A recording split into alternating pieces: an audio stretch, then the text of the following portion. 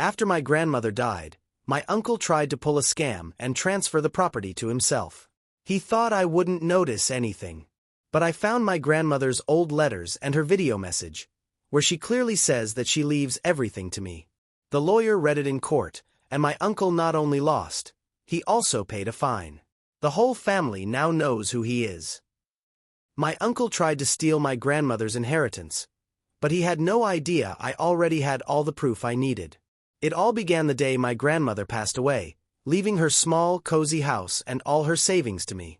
She had always been careful with her affairs, meticulous with her letters, and painfully clear about her wishes. I remember sitting beside her on that faded floral sofa, listening to her soft voice as she promised, "Everything I have, my dear, is yours when I'm gone. Promise me you'll protect it." I nodded, thinking it was just a sentimental promise, but it became the foundation of everything that followed. My uncle, who had always worn a charming smile but harbored a quietly greedy heart, saw her passing as an opportunity. Almost immediately, he began maneuvering, casually bringing a lawyer into our home, presenting documents, and suggesting that the property and assets should somehow legally belong to him. He believed I was too young, too respectful, and too trusting to notice anything amiss. But I had noticed the way he avoided eye contact when speaking about the will, the way he nervously shuffled papers when he thought no one was watching, and the subtle phone calls he made, full of coded words and secretive tones. My grandmother, however, had left no room for deception. While clearing out her study, I found an old box of letters, yellowed with age, each addressed to me, filled with her handwriting, her instructions, and her reflections. Among them was a video recording, where she looked straight into the camera and said, with unwavering clarity, that every bit of her estate was to be left to me. My heart raced as I realized I held in my hands the ultimate defense against my uncle's schemes. I contacted the lawyer who had quietly served my grandmother, and together we built the case meticulously, ensuring every letter and the video was authenticated and admissible in court. The day of the hearing arrived. My uncle walked in, confident, almost smug, believing he had played his game perfectly. I watched as the lawyer calmly presented the evidence. The letters, the dates, the recorded testament, each piece unraveling his plan. His face shifted from arrogance to disbelief, then to panic, as the court confirmed that not only was the estate legally mine, but he would also be responsible for substantial fines for attempting fraud. The room seemed to vibrate with silent satisfaction as the judge's words sank in, echoing in my mind. Justice had been served. My family, once silent observers, now knew the truth about who he really was, and I felt a strange mix of triumph and relief wash over me. And yet, even in that moment of victory, I couldn't help but wonder how far some people would go for greed. So, I ask you, if you were in my place, would you have gone this far to ensure justice? Would you have exposed the betrayal, or let it slide for peace's sake? After the courtroom victory, you might think the story ended, that the scales of justice had been balanced and the family drama closed. But in reality, the aftermath was only the beginning of a much more intricate, subtle, and satisfying form of revenge. My uncle, humiliated and financially burdened, slunk back to his empty apartment with a face that seemed permanently frozen between fury and disbelief. Yet, the real triumph wasn't just the legal victory. It was watching the intricate web of his arrogance and greed unravel piece by piece while I remained completely in control of the narrative. I realized that true revenge doesn't always roar in grand gestures. Sometimes, it simmers quietly, meticulously, and with a kind of irony that burns all the more intensely because it's unexpected. In the weeks following the trial, I began to notice changes in the family dynamic that no one anticipated. The relatives who had once flattered him, the ones who had nodded along to his stories and silently enabled his schemes, suddenly hesitated around him. It was as if the court's decision had peeled away a thin veneer, exposing not just his failure but also his character to everyone who had ever trusted him. I watched him try to explain his actions, fumbling through justifications that sounded absurd even to his own ears. People began to talk in hushed tones, pointing out inconsistencies in his behavior and questioning decisions he had made in the past. The slow, steady erosion of his reputation was far more satisfying than any fleeting moment of public humiliation. It was the kind of victory that lingered, wrapping around him like invisible chains, leaving him aware that everyone now saw the man he really was. But my plan didn't end with public exposure alone. I wanted him to experience a subtle, almost poetic form of discomfort that would haunt his daily life. I started by engaging with him in the most mundane ways. Casual phone calls, messages about family events, invitations he no longer received, all tinged with a politeness so exaggerated it felt almost mocking. I made sure every interaction reminded him of the fact that he was now on the outside of everything he had tried to claim as his own. The look of disbelief when he realized he wasn't being consulted about any family decisions, that he had no say in gatherings or discussions, was almost comical, but there was a sharp edge to it that made my satisfaction deeper. Each time he tried to assert authority or demand attention, he was gently but firmly reminded that his attempts were irrelevant, his influence gone. The irony of watching him navigate daily life, aware that he had been exposed as greedy and untrustworthy, yet powerless to reverse it, was intoxicating. And then there was the financial repercussion. The court had imposed a fine, but I didn't stop there. I ensured that all business interactions, minor and major, were documented in ways that could hold him accountable if he attempted even the slightest fraudulent move again. Every transaction became a reminder that his greed had tangible consequences, and that anyone who tried to step out of line would face not only legal but also social ramifications. I found myself almost enjoying the intricate chess game that unfolded with every move he made. Each misstep he took became part of a larger narrative, a pattern that reinforced the lesson without me having to intervene directly. Watching him squirm, carefully navigating a world where everyone was aware of his actions, brought a perverse sense of satisfaction. It was more than revenge. It was a demonstration of control, patience, and timing, where the payoff was not instant but built gradually, like a pressure that slowly broke the strongest of wills. Meanwhile, the rest of the family began to see the consequences of loyalty and honesty, realizing that integrity had tangible power. Those who had doubted or remained silent now openly expressed admiration for the way the situation had been handled.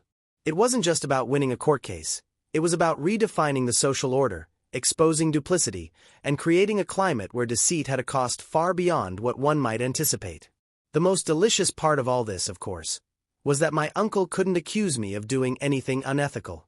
Everything I had done, every move I made, was rooted in evidence, legality, and the natural fallout of his own actions. There was no shadow of doubt, no chance for him to twist the narrative, no loophole he could exploit. It was a perfect storm of justice and poetic irony, delivered without him ever seeing the full extent until it was far too late. As days turned into weeks and weeks into months, he became almost a ghost in family gatherings, present physically but absent socially, a man whose attempts to assert authority were met with subtle laughter, polite disregard, and a pervasive awareness of his own failure.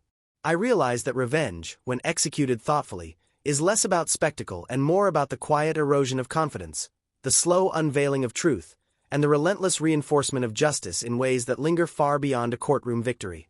And yet, despite all this, there was an element of self-reflection that could not be ignored.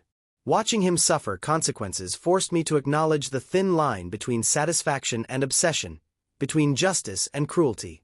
I had to constantly remind myself that the point was not to destroy him entirely, but to ensure accountability, expose truth, and create a clear lesson for anyone who might think to emulate his actions. Every time he faltered, every embarrassed glance, every awkward silence, it was a stark reminder of the power of foresight, patience, and evidence-based strategy.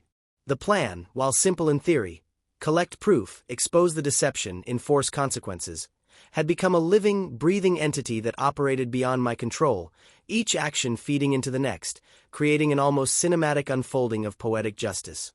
It became clear that revenge, when aligned with morality and strategy, doesn't just punish the wrongdoer.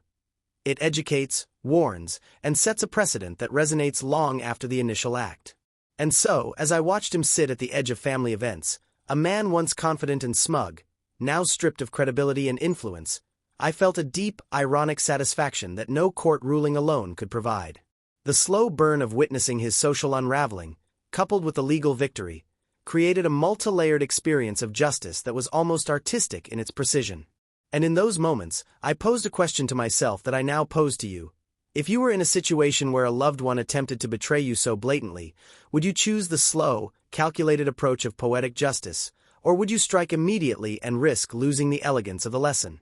Could you watch and wait, allowing consequences to unfold naturally, Or would your desire for instant retribution override the satisfaction of ultimate, undeniable victory?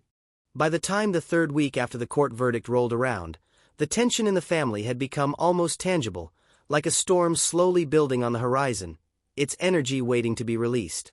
My uncle, once brimming with bravado and entitlement, now moved cautiously, his every step measured, every glance calculated, as if the walls themselves might betray him. He had started to realize that the consequences of his greed were far more far-reaching than he had anticipated. The humiliation in court was public, but the private unraveling, the subtle isolation, the whispered conversations, the wary glances, was far more agonizing, and I knew the time had come to set the final pieces of the plan into motion. Revenge, I understood, is not merely about punishment. It is about control, timing, and precision. Each move must be deliberate, almost imperceptible until the moment of full revelation, and I had spent months orchestrating every detail with meticulous care. My first step was subtle. I began planting suggestions, little seeds of doubt in the minds of those who had previously been loyal to him. Casual remarks about past events, offhand comments about legal documents, and stories about my grandmother's meticulous nature started circulating quietly. I watched as these tiny threads wove themselves into a growing tapestry of suspicion around him, creating cracks in his previously unshakable facade. He was beginning to feel the walls close in, though he had no idea that I was orchestrating the pattern of his unraveling.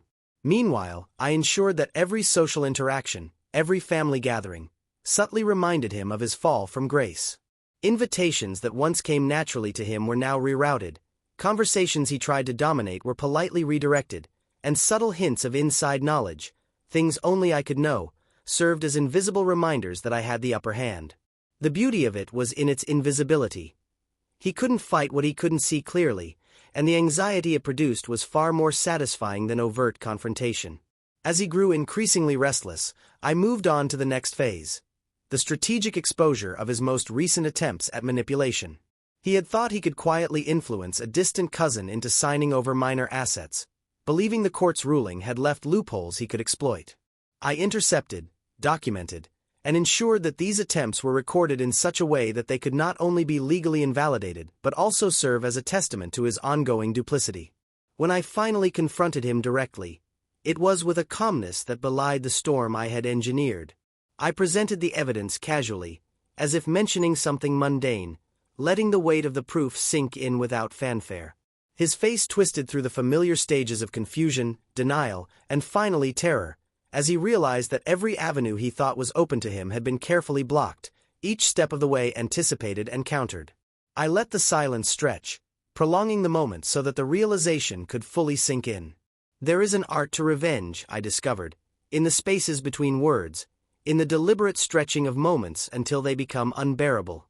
I watched as he struggled to find words, each attempt only further proving his helplessness. My advantage wasn't in shouting or dramatic confrontation. It was in the quiet, unyielding certainty of my preparation and the inevitability of his exposure.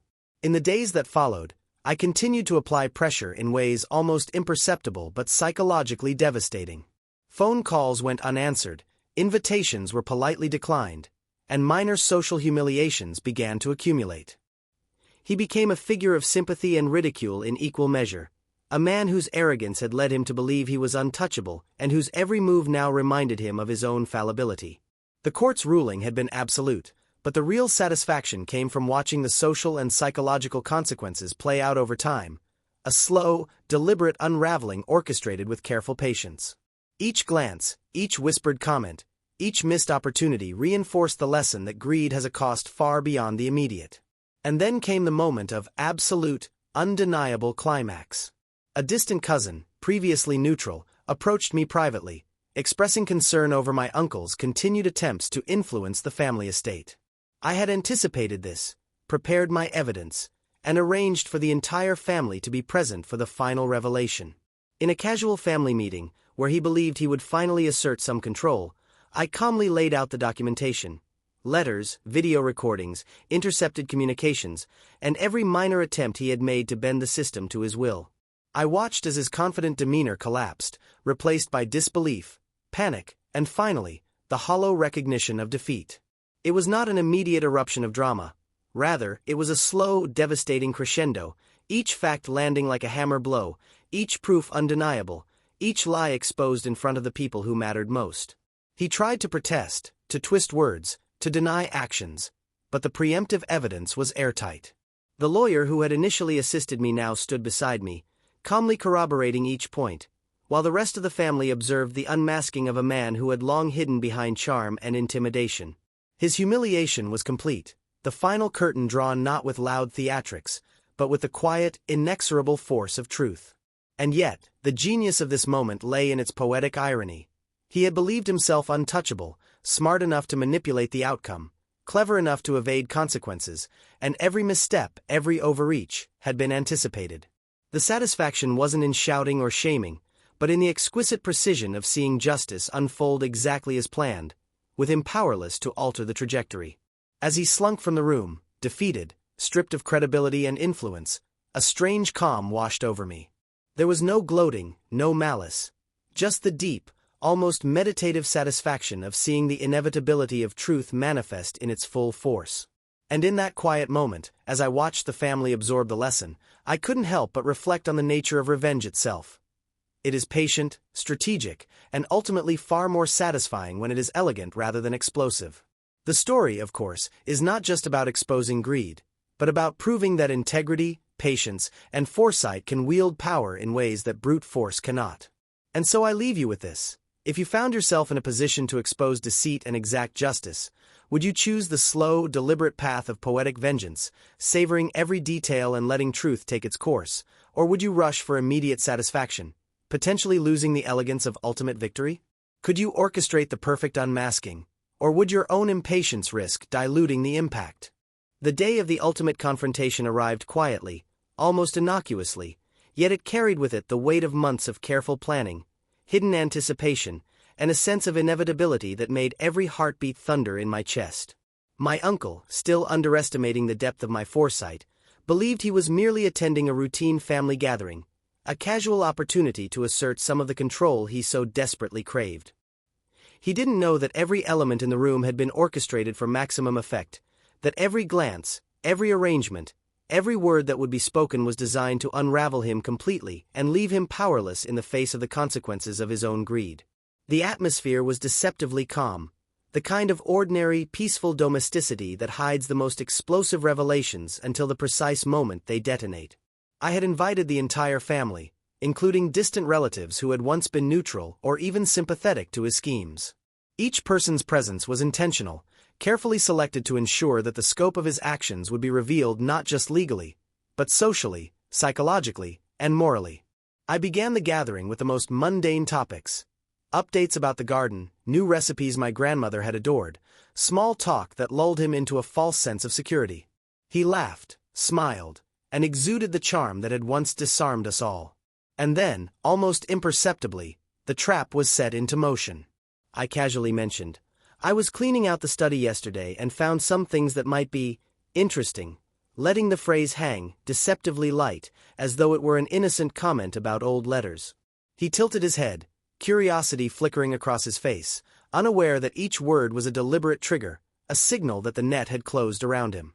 I began presenting the evidence in layers, each revelation a carefully measured step designed to dismantle his confidence piece by piece. The first layer was simple documentation. Letters from my grandmother, meticulously preserved, that clearly outlined her wishes. He shifted uncomfortably as each letter was read aloud, the handwriting familiar, the tone unmistakably her own. The casual irony of his facial expressions, confusion, denial, incredulity, was almost comedic, yet beneath the humor lay a deep, satisfying intensity, the thrill of seeing a man realize the futility of all his schemes. But the real impact came with the next layer: video recordings my grandmother had made. She spoke directly to the camera, her words unwavering, leaving no room for misinterpretation. She expressed her love for me, her trust, and explicitly instructed that everything she owned was to be left to me. I allowed the recording to play in full, uncut, as my uncle's expression shifted from disbelief to horror.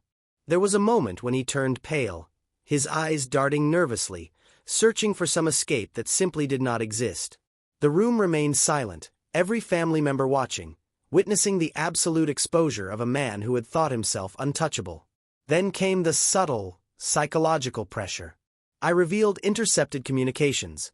Casual messages he had sent attempting to manipulate relatives into bending the rules, letters he had forged, conversations where he schemed to claim what was not rightfully his. Each revelation was a hammer blow, a precise stroke in a painting of his undoing. He tried to speak, to protest, but each attempt was effortlessly countered with proof so airtight it left him speechless. The beauty of the moment was that no one had to raise a voice. The evidence spoke with undeniable clarity, leaving him isolated, embarrassed, and utterly powerless. I watched the transformation as the once confident man shrank under the weight of exposure. His arrogance dissolved, replaced by a mixture of terror, shame, and a desperate attempt to regain control that was as futile as trying to stop a tidal wave with bare hands. My family, previously wary, now turned toward me with admiration, but their focus remained partly on the spectacle of truth unfolding before them. The room felt electric, charged with the raw intensity of a confrontation that was at once personal, legal, and moral. Each second dragged and stretched, amplifying the emotional impact of every revelation. And then, just when it seemed he might attempt some last-minute deflection, I delivered the final stroke, the legal confirmation of fines, penalties, and obligations he had incurred due to his fraudulent actions. It was not just a statement, it was a verdict, a full accounting of the consequences of his greed and deception. He realized that not only had he lost every claim to the inheritance, but he was also financially burdened, socially exposed, and morally discredited in front of every relative he had hoped to impress or manipulate. The culmination of months of careful orchestration, the climax of all planning and patience, had arrived with perfect timing. There was no chaos, no shouting, no dramatic outburst, just the profound, undeniable power of truth executed with precision. I watched as his posture slumped, his attempts at justification failed, and he became a man entirely undone by his own hubris. The satisfaction was intoxicating, a heady blend of justice, irony, and the almost artistic elegance of watching everything I had predicted fall into place without needing to raise my voice or act rashly. Even the smallest details, the casual expressions of disbelief, the subtle shifts in family dynamics, all reinforced the magnitude of the victory. My uncle's downfall was total, yet it was achieved with a finesse that felt almost cruel in its perfection. The room exhaled collectively, a mix of shock, relief, and acknowledgement that what had occurred was not just punishment, but a lesson in patience, intelligence, and the consequences of selfishness. As he left the room, defeated and humiliated, I realized that revenge, when executed with strategy, timing, and calm precision, becomes more than mere retaliation. It becomes a demonstration of control, a narrative of inevitability, and a lesson so enduring that it resonates long after the immediate moment has passed.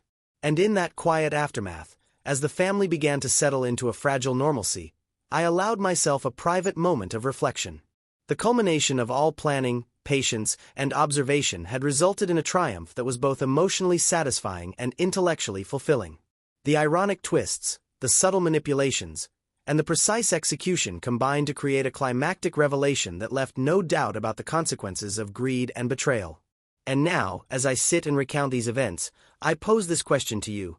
If you had orchestrated a plan so perfectly, so meticulously, would you have the patience to let it unfold, savoring each calculated step, or would the temptation of immediate satisfaction destroy the artistry of the revenge?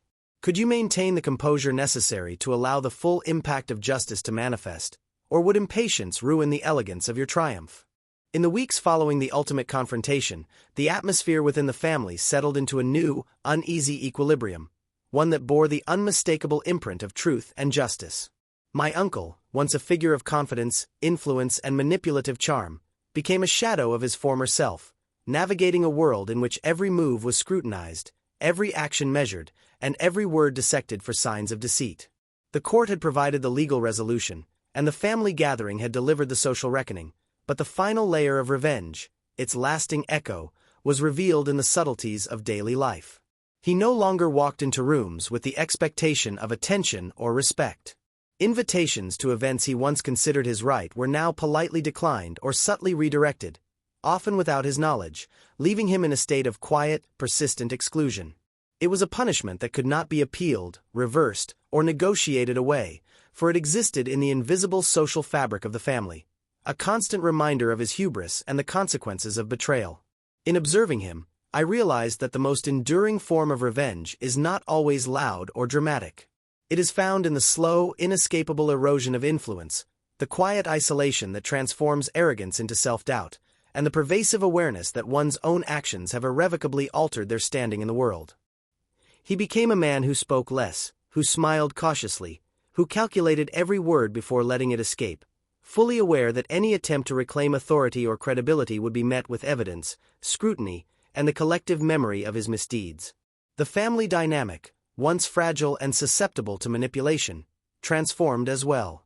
Relatives who had been neutral or passive participants began to engage more actively, guided by a renewed sense of justice and integrity. The lessons of honesty, foresight, and moral clarity began to permeate conversations, shaping not only individual behavior but also the collective values that governed interactions. In subtle ways, my uncle's downfall reinforced a culture of accountability that would influence decisions, relationships, and expectations for years to come. Yet, even with the social and psychological repercussions firmly in place, I knew that the most poignant moment of reflection would come from the man himself. He began to confront, internally and privately, the reality of his actions, the greed that had driven him to manipulate, the arrogance that had led him to underestimate both the law and my awareness, and the hubris that had blinded him to the fact that the truth always finds its way to light. I observed as he navigated a world in which the past continually reminded him of his miscalculations, a world in which the lessons of poetic justice became tangible, almost inescapable, a shadow that accompanied him even in solitude. And yet, amidst this satisfaction, I allowed for a small, ironic twist. I reached out occasionally with gestures that appeared conciliatory but were carefully calibrated to maintain the awareness of consequence. Invitations to trivial events, casual mentions of family milestones, and the occasional sharing of mundane updates reminded him subtly that while he had not been destroyed, he remained entirely exposed, his reputation permanently reshaped by his own choices. There was no malice in these gestures, only the artistry of timing, precision, and psychological impact. The brilliance of this revenge lay in its elegance, its layers, and the inevitability of its unfolding. The legal victory was undeniable, the social exposure irreversible, and the personal satisfaction profound. But the enduring legacy was the awareness that deception and greed carry consequences that cannot be undone, that even the most confident manipulator may find themselves undone by the careful orchestration of foresight, patience, and strategic planning. I found myself reflecting on the nature of justice and vengeance, recognizing that they are not synonymous but can intersect in ways that create profound, lasting impact. Revenge, when executed with intelligence, patience, and moral grounding, becomes more than retaliation. It becomes a lesson, a demonstration, and a narrative of inevitability that lingers long after the initial events have concluded. The final, subtle revelation of all this was that my uncle, despite his continued presence in family spaces, could never again assume the role he once imagined for himself. Every interaction, every glance, every social expectation reminded him of the boundaries his actions had imposed, boundaries I had anticipated and enforced without the need for aggression or confrontation. He had been unmasked not by anger, not by spectacle, but by the undeniable precision of evidence, timing and strategy, and the lasting result was an elegant, quiet, and inescapable form of justice. As I watched the family, now operating with renewed clarity and cohesion, I felt a deep sense of closure. My grandmother's wishes had been honored, not only legally but in the social and moral fabric of our lives, and the lesson of integrity had been reinforced in a way that would echo through countless interactions for years to come. Yet, in reflecting on the culmination of these events, I cannot help but pose the question to you, the observer of this story. If you had been placed in my position, witnessing a loved one attempt to betray you so blatantly, would you have pursued the path of patient, calculated justice, savoring every detail of their exposure, or would you have opted for immediate confrontation, risking the elegance and inevitability of ultimate triumph? Would you have the foresight, the patience, and the composure to orchestrate a revenge so complete that it leaves no loopholes, no deniability, and no opportunity for redemption, or would the temptation for instant satisfaction undermine the artistry of your strategy? Justice, after all, is not merely about punishment. It is about timing, precision, and the subtle but inescapable consequences of one's choices. And in the quiet aftermath of my uncle's downfall, as the family moves forward, rebuilt on the principles of honesty, integrity, and accountability, I am left to wonder, what would you have done if you were in my place?